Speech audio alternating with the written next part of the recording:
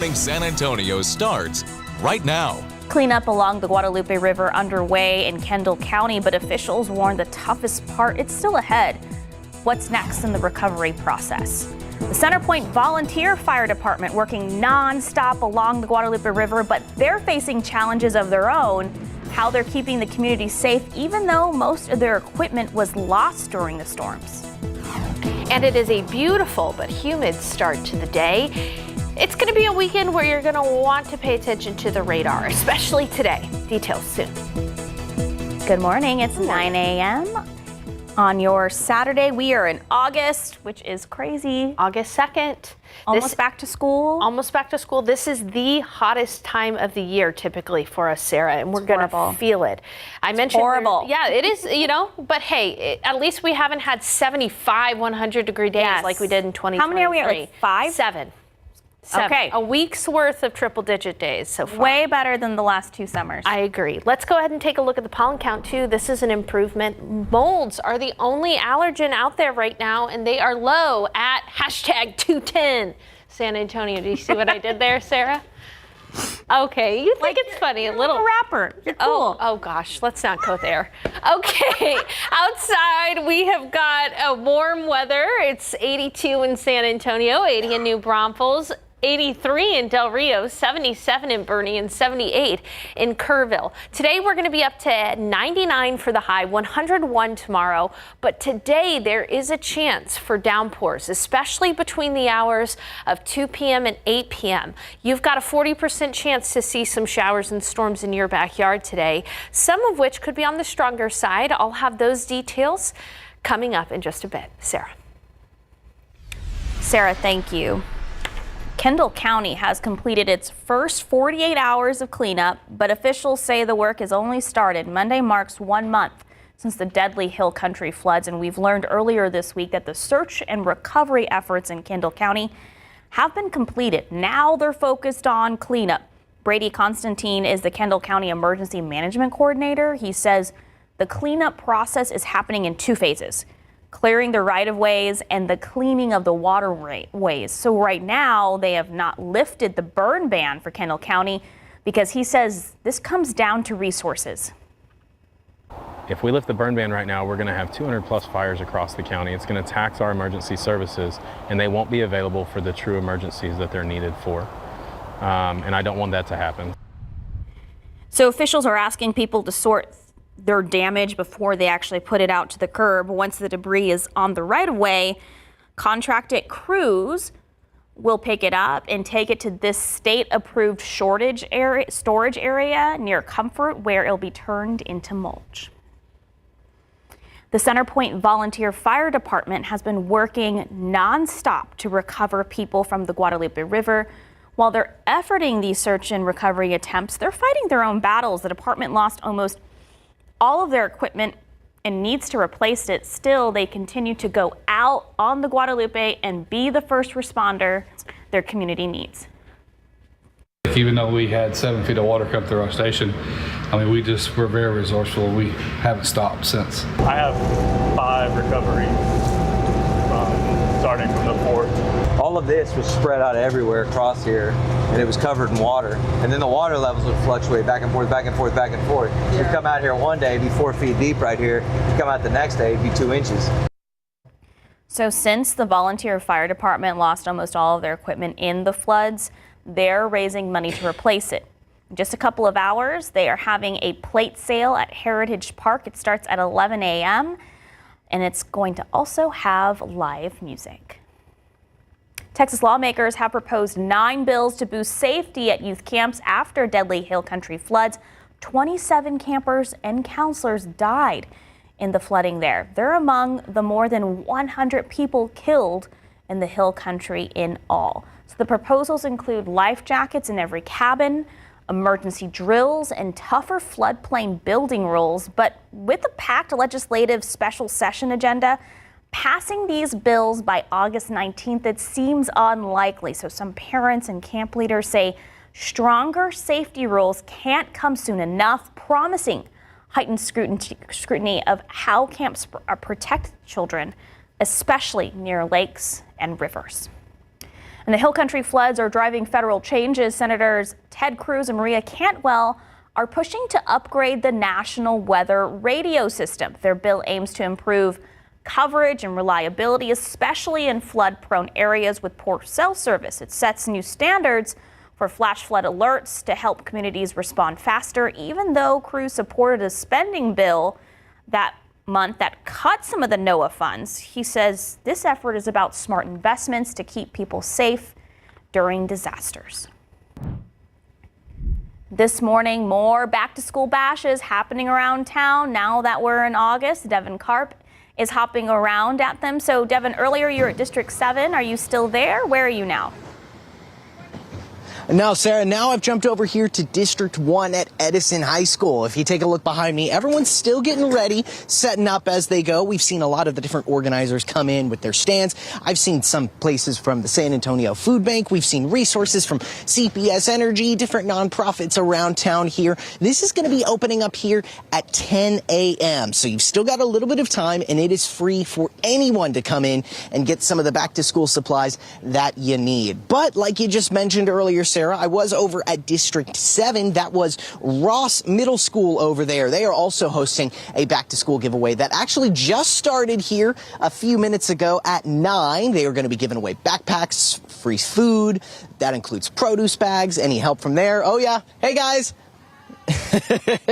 Some excited people over there. So that one starts at 9, goes on till later today. But the thing for the District 7 event is that you have to be a resident of District 7 in order to get those free school supplies. Just show up with a piece of mail, like your driver's license, anything that says your address, and you'll be good to go. But over here at Edison High School, everyone's getting ready. A little bit of excitement, as you saw from the kiddos behind me. We're going to be going in, speaking to the families, asking them why they're showing up to get those free back-to-school supplies this year, how it's helping them, and some of the organizers to see what keeps them coming back to help out the community year after year. I know it may not be every kid's favorite thing to hear this, that back-to-school season is just around the corner, but hopefully a new backpack, some good supplies can kind of help, ease that burden on some of the kiddos. For now, Sarah, I'll send it back to you. Devin Karp, KSAT 12 News.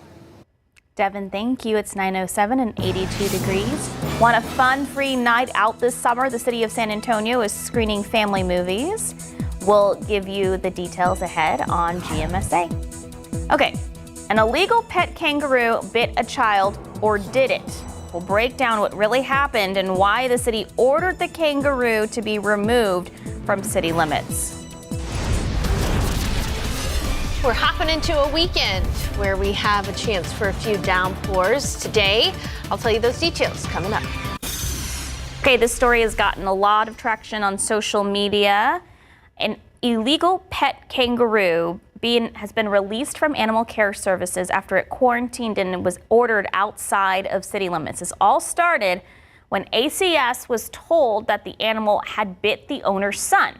The owner, Carlos Cavazos, told KSAT that it wasn't a bite but a minor scratch while his son was trying to feed the kangaroo. According to ACS, any scratch or break in the skin is classified as a bite under Texas law. Plus, kangaroos are among the many exotic animals banned from being pets in San Antonio. Cavazos said he relocated the kangaroo to a friend's ranch outside of Austin. And we have the actual interview with ACS and the owner. Just head to KSAT.com. It is 9:11 and 82 degrees. R.I.P. Ozzy Osbourne. Tonight, the Rock Box is hosting a tribute to rock legend Ozzy Osbourne. We'll tell you about the Bark at the Moon tour recreation and how you can get in on the show. Happening today, the Rock Box is hosting a Celebration of Life concert honoring the legendary Ozzy Osbourne. They're recreating the iconic 1982 Bark at the Moon tour featuring tributes to Motley Crue and Ozzy. The bands taking the stage are The Crew from Houston and Osmosis from Dallas. Doors open at 7:30. Ticket prices are $20 if you pay in advance and $25 at the door. Throughout the months of summer, the City of San Antonio World Heritage Office has been screening a free movie at Mission Marquee Plaza. So every first and third Saturday, as well as the third Thursday of each month, you and your family can catch a movie outdoors. Mission Marquee Plaza opens at 7 p.m. with films starting shortly after dusk. You are encouraged to bring a lawn chair, blanket, picnics, and your own snacks. A variety of local food trucks will also be on site ordering food and beverages for purchase. Today they are showing Moana 2. This outdoor family film series will run through November 15th. A little hot outside in the evening. Yeah, but not too bad, especially after the sun sets. And today we do have a potential for rain 2 p.m. to 8 p.m. So that's about the time frame you can expect a few downpours. Outside right now, it is in the 70s, in the 80s actually outside right now. 82 in San Antonio. It is 78 though in Kerrville. 81 in New Braunfels, 84 in Del Rio. This is the cool part of the day. Today we're going to be hot, 99 for the high. Take a look at highs across the state. 106 in Laredo, 98 in Brownsville, 101 in Del Rio. You'll notice though that in North Texas it is going to be a little bit cooler. Still warm, but only 92 in Dallas, 95 in Abilene, and only 88 in Amarillo. There's actually a front that is stalled out in the hill country right now. North of this front, temperatures could only be in the 80s in some places. This front is also going to be the focus of where we could see some showers and storms start to develop later today. You'll notice though that around the front, the only thing we're really seeing is some extra cloud cover. We're not really seeing any of those showers starting to bubble up. That's because we need time in order to see those storms develop. The afternoon sun is what's really going to heat us up. Let's go back to that futurecast a little bit, and you can see again a few pop-up downpours possible in the afternoon. So walking you through your KSAT 12-hour forecast early this morning, it is relatively quiet. By noon, it'll be 91 and again, pretty quiet. It's after 2 p.m. that we see a few storms start to develop in the afternoon hours after we hit our high. We'll probably hit our high temperature in the early afternoon, 2, 3 o'clock, right around 99. And then any additional showers and storms that develop will send out a little bit of rain, cool air. We'll probably be in the low 90s before sunset. So what do you need to know about today's storm chance? The timing, only a 40% chance. So still there will be people that miss out on the rain. But between 2 p.m. and 8 p.m., rainfall amounts, if you get a thunder shower, a quick 1 to 2 inches of rain is entirely possible. Now, while minor street flooding might be possible, widespread flooding is unlikely today. If there are any risks with storms, I'm looking at things and I think it would probably be gusty winds would be the highest risk with any storms, as well as lightning. Remember that phrase, when thunder roars, go indoors. If you have outdoor plans today, maybe by the pool, the splash pad, if you hear lightning, if you hear thunder, go inside. That is important to know. There could also be some small hail with any storms that develop. We're not talking about the damaging kind of hail, just that small pea to nickel-sized hail. We'll keep you posted on that. Again, a few spotty rain chances Sunday and Monday as well. And the reason for that is the heat high is still off to the west, and it could allow for 1 or 2 waves of rain to develop in the panhandle and make it to San Antonio. That chance is only about 20%. Otherwise, that heat high is going to build in, and our temperatures are going to crank up. Here's a look at the forecast for you.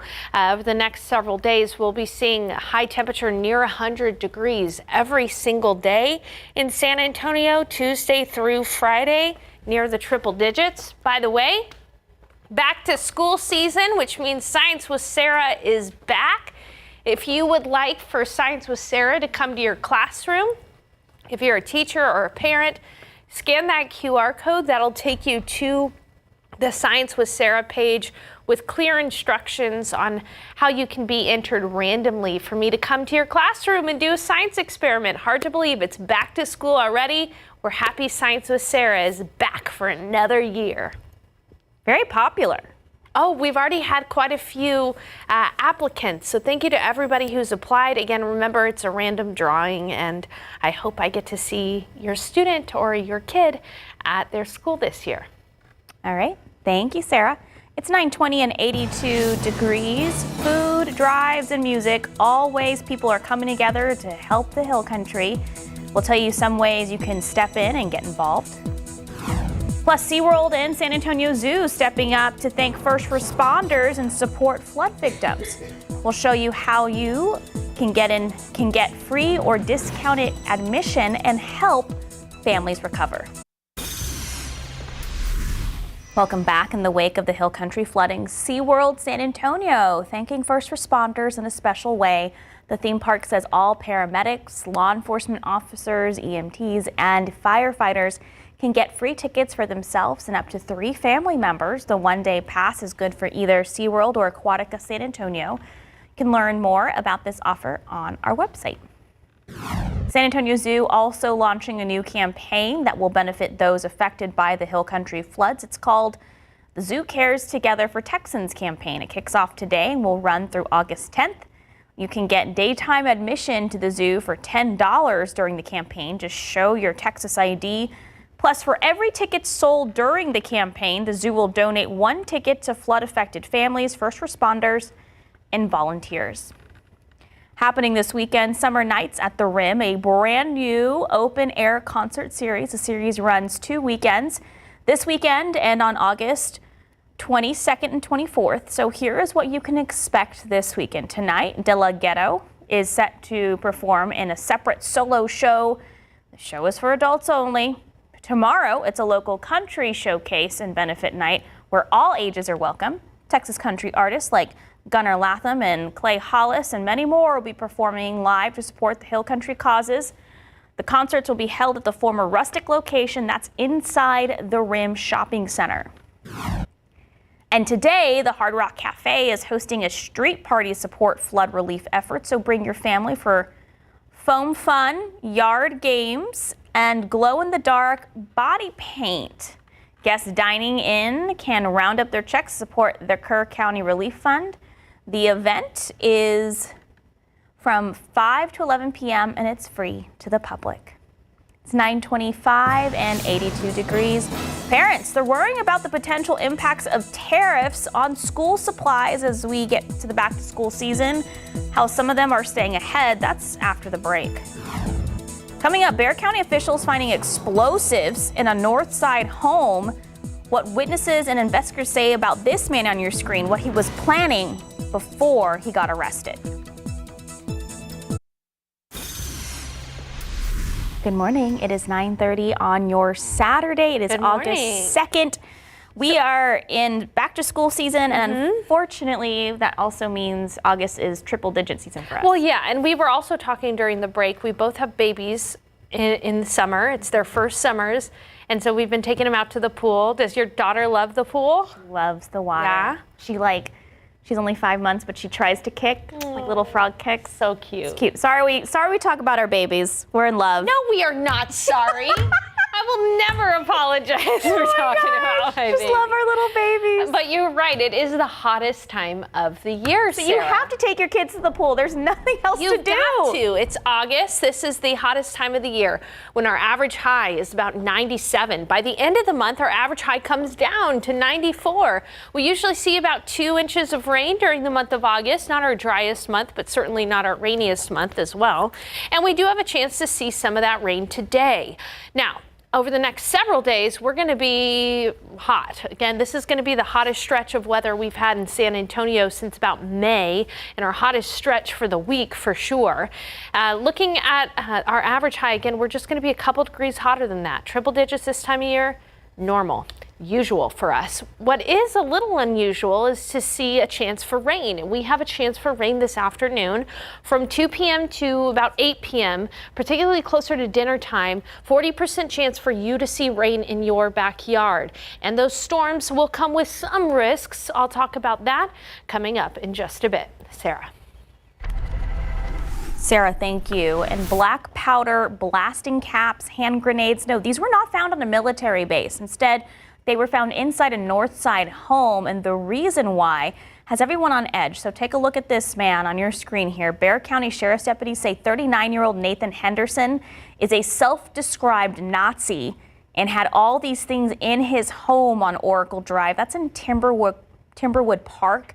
Neighbors say what was happening in that house put a whole lot of people in danger. It would have blown up the whole neighborhood. I know there's kids in this house across the street. So, yeah, that's something that's pretty scary. Detectives say that someone told them Henderson spoke of using them to kill certain ethnic groups. and also promised to kill himself instead of going to jail, which is actually where he is now. I petted it, it grabbed on me and wouldn't let go. All right, this story has gone viral and made national news. A San Antonio mother says her 6-year-old son was attacked by an octopus at the San Antonio Aquarium. So this is something that's been seeing a lot of traction on social media. She wants accountability after an octopus latched onto her son's arm and wouldn't let go. On July 14th, Brittany Taryn and her son Leo went to the San Antonio Aquarium. That's in Leon Valley, right off Bandera. She says during the octopus encounter, the animal grabbed onto his arm and left those purple spots all over him that you see there. It took 3 employees 5 minutes to get the animal off of him. How far up did you have the suction marks on? All the way in my armpit. Yeah, all the way from like your wrist all the way to your armpit. It was all over. And I started to see that his arm was purple with little suction hickeys. So Leo's okay, but this is not the first time the San Antonio Aquarium has been the center of the controversy. Do you remember in 2014 it dealt with a number of issues, including when that baby shark was stolen from the aquarium and they left in a baby stroller? There's also been safety concerns and temporary closures. You can read all about these controversies in the San Antonio Aquarium's past. Just head to KSAT.com. In your morning headlines, Governor Greg Abbott officially signed a law banning cell phones in Texas classrooms. The law prohibits any personal wireless communication device during the school day in classrooms. The Texas Education Agency says districts are required to adopt and implement the new law, but they don't all have to do it the same way. If we're going to be number one, it's going to require the undivided attention of our students in the classroom. Right now, the way that classrooms operate, the attention of our students is taken in a lot of different directions. So districts have until September 18th to make a policy to ban cell phones. Meanwhile, the governor also signed the App Store Accountability Act. So it's a law that requires stores to verify the age of users and get parental consent before letting minors download apps or use them to buy things. A federal judge hit pause on the Trump administration's plan to speed up deportations for migrants who entered the U.S. legally through humanitarian parole. So the lawsuit focuses on how this expedited removal policy was applied to people who were following the rules. Advocates warn it could lead to deporting over 2 million people, including those escaping danger. This case is one of the first big tests of the administration's immigration policies in court. The Trump administration is pulling back on offshore wind energy plans. This week, the Interior Department announced it's taking back nearly 4 million acres of ocean that were set aside for wind projects off the West Coast and Central Atlantic. These projects were started under Obama administration, expanded by Biden, but now they're facing big setbacks. This move could slow down clean energy efforts along the coast. So parents across the country are prepping to send their kids back to school. That means shopping for school supplies, but some worry that the new tariffs will impact their back to school budget. Here is Jamie Price with more from Raleigh, North Carolina. More Minecraft pencils. Kristen Silberman is shopping for her 2 boys, a 5th and a 6th grader. We kind of start early and it makes it a little easier to budget. She's also picking up a few items for her classroom. She's a teacher. I am looking for basic school supplies, paper, pencils, scissors, glue, storage. Kristen said she's already noticed some prices are up. I try to set a budget for my classroom, and I also ask for donations from friends and with my wish lists, and so that's been helpful. According to the National Retail Federation, about 67% of back-to-school shoppers have already started to make purchases. Experts say some shoppers are being mindful of spending based on the economy and potential impacts of tariffs. But some retailers are trying to help ease the cost this year. Target is keeping prices for basic supplies the same as last year, and offering discounts to teachers and college students. I'm definitely seeing an increase in the prices.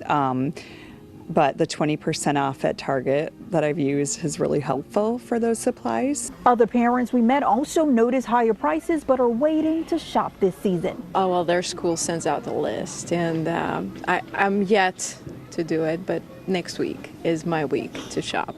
So just go through the list, see what they have left from the last year. Obviously, they have some supplies, and yeah, the rest. Kristen, though, trying to get a head start, concerned impacts from tariffs could send the prices for back-to-school items up even more. The tariffs are definitely a little scary. We're trying to get ahead of time because we don't know what's going to happen. So. Well, this morning, more back-to-school bashes are happening around town. There's several that are in August. Devin Karp is hopping around some of them. Devin, you are now in District 1, the downtown area. What does it look like over there? We're right here in Edison High School. We have got a lot going on. So many booths and community vendors here. I'm joined by the councilwoman and one of her top aides. Good morning, y'all. How's it going? Good morning. Thank you all for being here. Yeah, thanks for having us. So I see so many organizations here. How does it feel to see so many people in the community come together to support kiddos before they go back to school? This is our absolute favorite event. We have over 50 vendors with so many sponsorships that we got to put this event on. We have 1,500 backpacks and supplies to give away. There's dental screenings, immunizations, so much you can enjoy. And we've got some secret surprise guests with mascots. Ooh, okay, good to know, good to know. So I know y'all are still getting ready right now. It's going to kick off at 10 later today, right? Yes, absolutely. So if you're in the community, please come out and join us. The event starts at 10, goes to 1 p.m. And, you know, if you've ever wanted to meet the coyote, today's your chance. Sounds good, sounds good. I see a lot of different, kiddos and stuff behind here. We got the Weeping Angels robotics team, too, and everything back there. How does it feel to see so much passion from kiddos before they start the school year again and get ready to go back to learning? Yeah, so as an educator, we know that kids sometimes are real ready to come back. You know, they want to engage with their friends, engage in the after-school activities that they like so much with the first robotics team that's here. So we are super excited to help support them get off to a great start this year. Fantastic. Well, thank you so much, Councilwoman. I appreciate your time. One more thing. I'm going to have one quick interview here. How do you feel about back to school? I'm really excited. We got the strong but silent type here, folks. All right, this is going to kick off here over at 10 a.m. There's another one happening right now, too, over at Ross Middle School in District 7. That one kicked off at 9 a.m. If you want any more details about where you can get some school supplies for going back in August, you can find it on our website, KSAT.com. For now, I'll send it back to you. Devin Karp, KSAT 12 News. Devin, what was Councilwoman's dog's name? Can we ask him? Can we bring him back? I want to know the dog's name. He was so precious. Or she. See, we don't know. We'll figure that out. All right, it's 9:40 and 82 degrees. I guess we're not going to learn the dog's name. Okay, San Antonio legend known for his achievements in conjunto music has passed. Still ahead, what his brother had to say about the legacy of Flaco Himemenz. And outside right now, we have got sunny skies and heat to start our weekend. There is a chance for rain today. I'll tell you when rain is most likely coming up.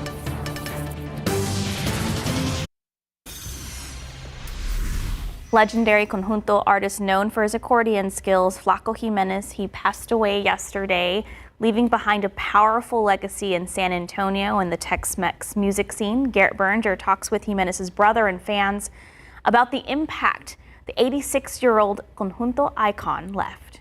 Flaco was a person that makes people happy.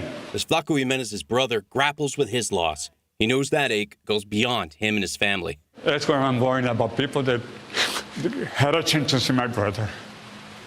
But my respect for them too. A musician himself, who even recorded with his brother. This picture was taken at the Woodlawn Lake. Santiago Himemenz Jr. says no one will ever be like Flaco. When he started playing the accordion, when he was young, he was doing the old school tradition, my father's stuff.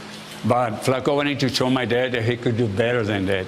Himemenz was part of the Texas Tornadoes and played with an array of musicians, from Dwight Yoakam to Bob Dylan to the Rolling Stones. He would fill up stadiums in Italy, all over Europe, with Ray Cooder and Peter Owen. And they're doing conjunto music. The difference was they're doing country music in English, but with accordion. In other words, it's conjunto with English lyrics. Himemenz helped bring conjunto music to the rest of the world, but he's always been a proud son of San Antonio, and San Antonio is proud of him too.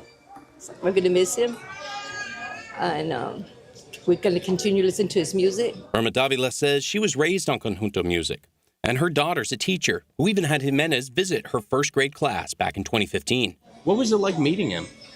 Oh man, I wanted to I was like, guys, this is the, king of conjunto, and I wanted to even give him a grito, but I don't know how to grito.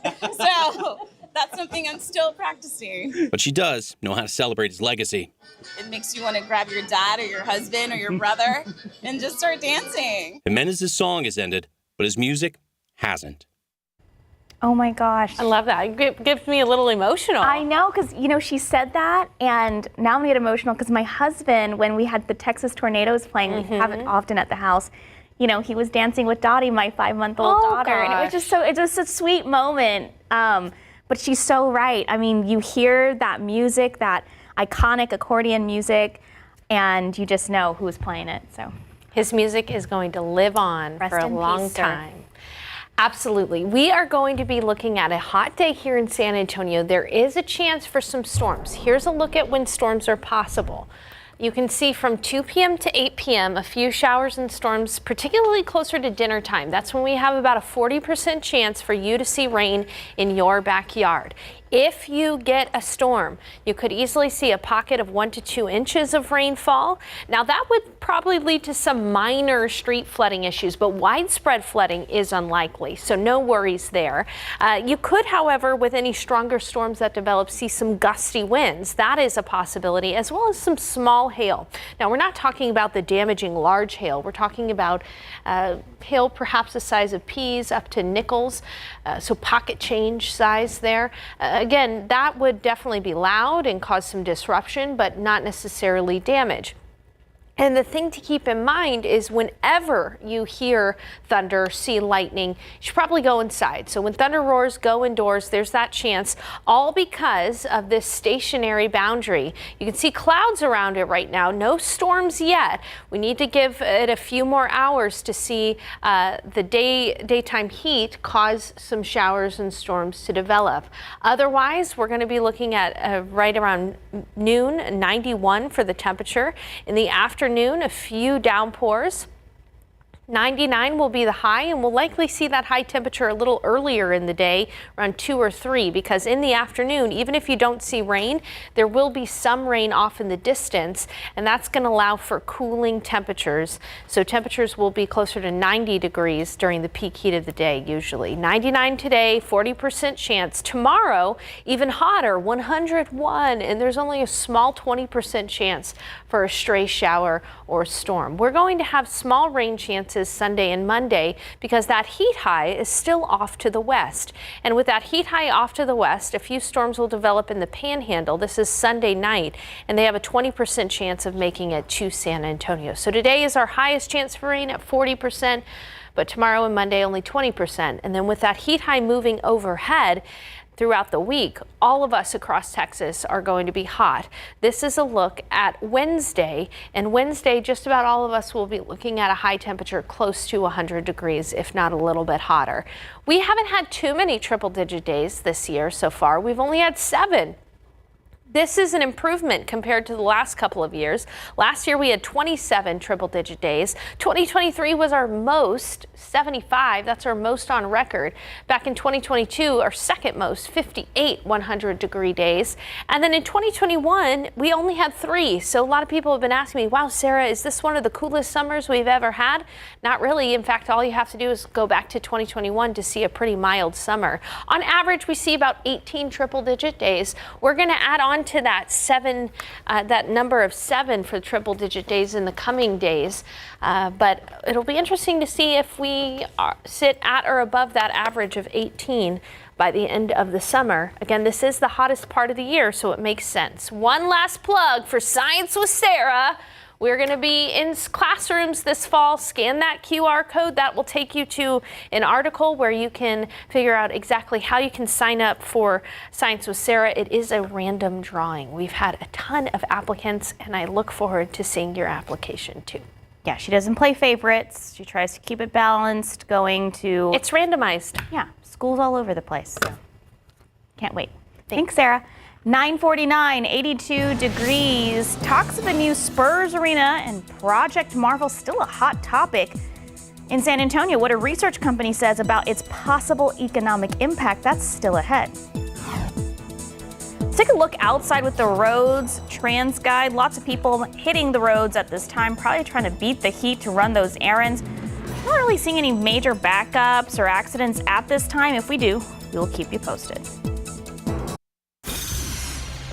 As city council members consider how much money should go to a new downtown Spurs Arena, some people are wondering what San Antonio actually gains from this.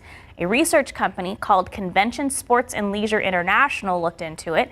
It analyzed the economic impact of Project Marvel, not just a new Spurs Arena. Specifically, it estimated that between new spending, jobs, and tax revenue, Project Marvel could add more than $18 billion of new economic output over 30 years. But some economists, they aren't so sure about that.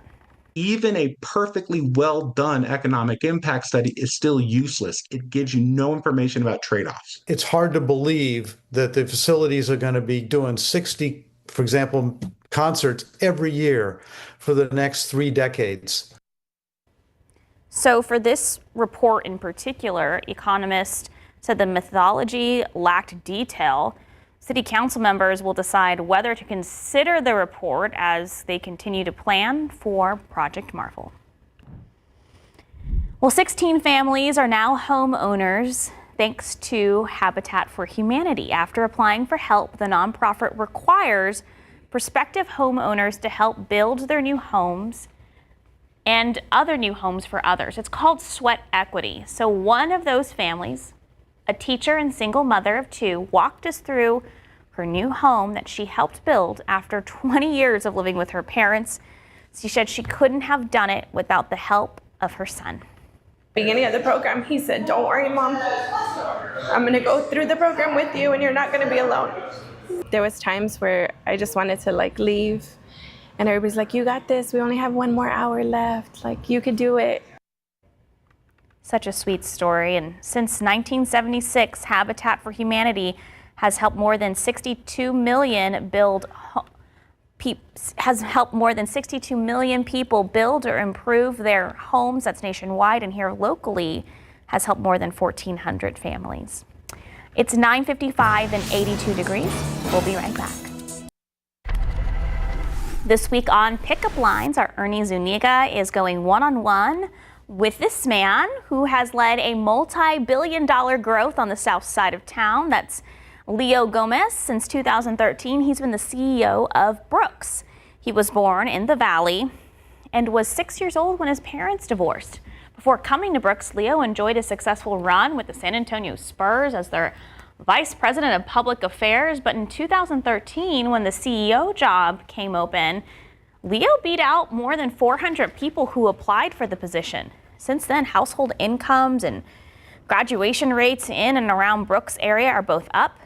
In this episode, Leo also recounts his days with the Spurs during their dynasty era and the painful challenge that made him a better father. The latest episode of Pickup Lines is on KSAT Plus app for free. You can stream it now or on KSAT.com. Just search Pickup Lines. I want to show you the pollen count before the end of the show. Molds are low. They're the only allergen out there, and they're at 210. All right, let's go ahead and take a look at this weekend. 99 for the high today, 101 tomorrow. That 40% chance for storms comes between 2 p.m. and 4 p.m. Don't cancel your outdoor plans. 2 p.m. and 8 p.m. Don't cancel your outdoor plans, but just have a backup to duck inside in case you run into one of those showers. Otherwise, near 100 degrees every single day next week. Thank you, Sarah. Hey, don't go anywhere because Texas Eats is next.